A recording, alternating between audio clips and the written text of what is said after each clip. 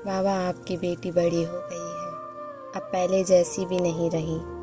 आप हमेशा कहते थे ना कि बहादुर बनो, लोगों की पहचान करना सीखो, छोटी छोटी बातों पर मत रोया करो। तो बाबा खुश हो जाएं, आपकी बेटी बड़ी हो गई है, जैसा आप चाहते थे। पहले उदास होती थी तो टप टप आंसुओं की नदी बहा देती थी, और अब गीली आंखों से भी हंसती है।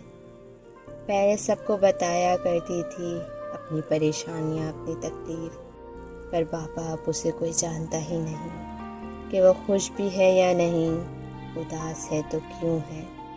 कितना हंसती थी आपकी बेटी, अब बिना बोले दिन भी काट लेती है।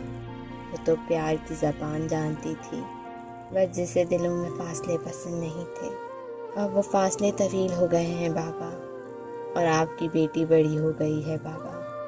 जीत गई आपकी गुड़िया, मगर आप ये नहीं जानते कि वो जीत कर भी हार गई है।